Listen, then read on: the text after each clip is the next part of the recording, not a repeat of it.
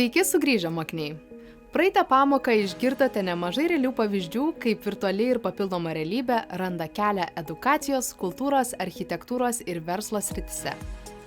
Šiandien keliausime toliau po skirtingas profesinės sritis, aptarsime stulbinančius technologinius išradimus ir pabandysime įsivaizduoti, kokiais būdais papildoma realybė galėtų mums dar labiau pasitarnauti.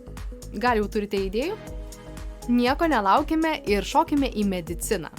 Vienas sparčiausiai tobulėjančių sričių pasaulyje. Ir nebereikalo sutinkate?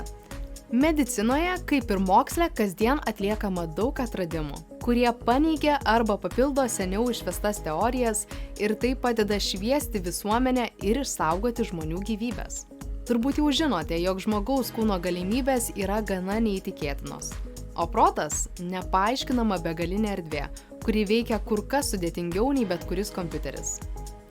Tik turėdami tokias funkcionalias smegenų galimybės galime aprėpti didelius kiekius informacijos ir prisidėti prie tolesnių išradimų. Štai kodėl virtuali ir papildoma realybė bei jau minėtas 3D modeliavimas medicinoje gali užtikrinti tikslumą apskaičiuojant veiksmus, numatyti ligos vystymosi eigą bei leisti atlikti naudingą praktiką imituojant operaciją.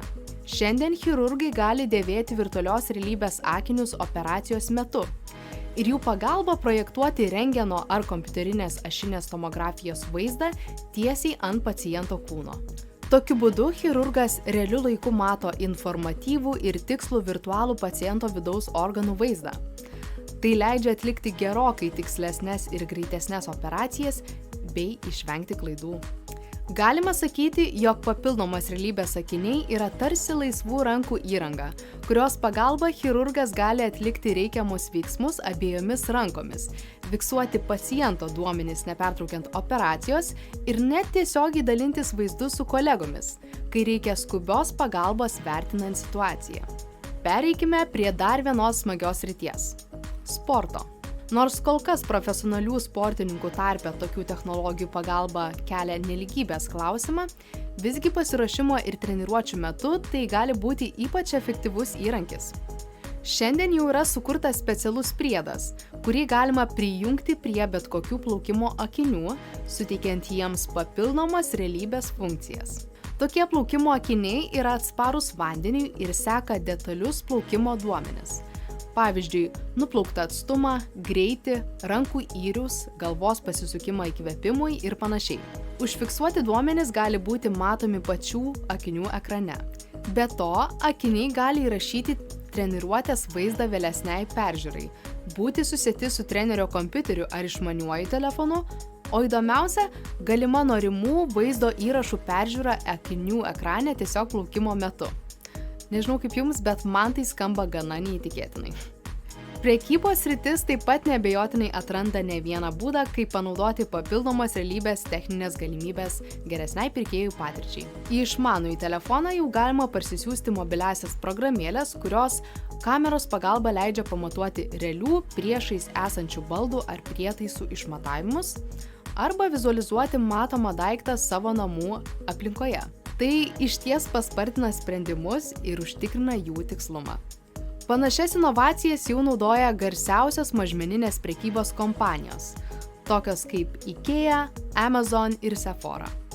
Pavyzdžiui, IKEA pristatė mobiliąją programėlę, kuri leidžia nufotografavus savo namų kambarį gauti tikslius išmatavimus ir tinkamų baldų rekomendacijas. Tuo tarpu Sephora sukurta mobilioji programėlė leidžia išbandyti makiažo priemonių atspalvius ir spalvas ant savo atvaizdo telefono ekrane.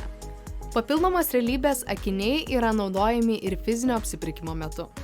Lankytojas akinių pagalba gali automatiškai ekrane pamatyti prekės duomenis, o esant poreikiui netgi peržiūrėti pirkėjų įvertinimus, sulyginti skirtingų prekių savybės tarpusavyje arba išfiltruoti prekes pagal norimus kainos rėžius.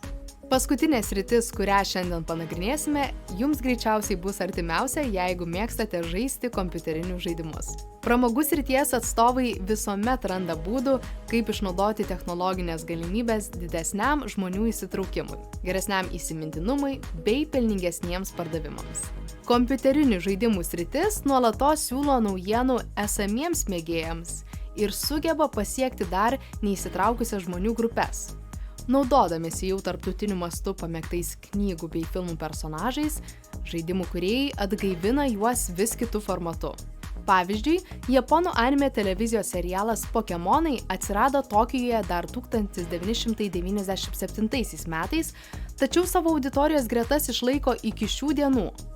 Bėgant metams, žaidimų kūrėjai ne tik sukūrė naujų personažų ir paleido animacinio filmuko serijas, bet taip pat kolekcionieriams pasiūlė žaidimo korteles, o kompiuterinių žaidimų gerbėjams – kompiuterinį žaidimą.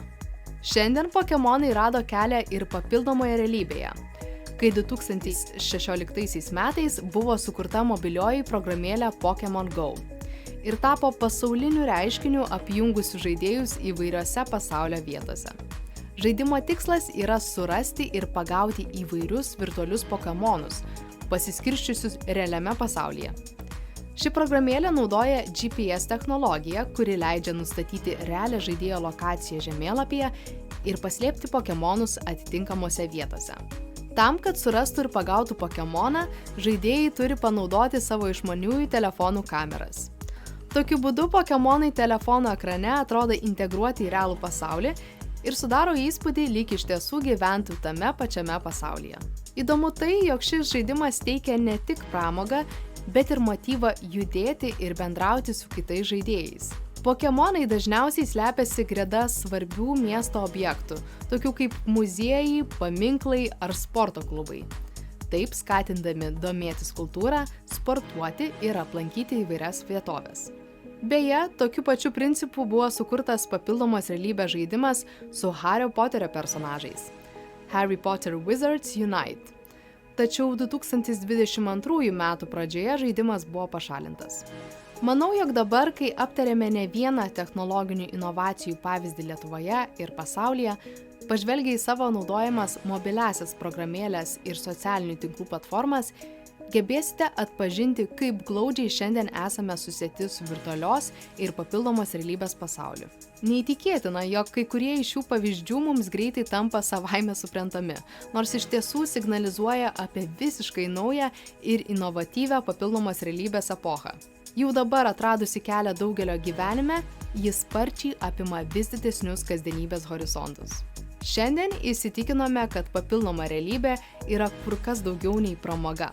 Tai daugelėje sričių panaudojamas įrankis, kurintis pažangą darbo efektyvume ir kokybėje, o taip pat individualiame tobulėjime. Palinkėsiu jums atrasti sveiką ir efektyvų balansą tarp realaus ir papildomo pasaulio. Pasikartosiu. Nors papildoma realybė išties žavi, ji yra tik realybės papildymas. Todėl būkite atidūs ir sąmoningi tyrinėdami naujos realybės tolius.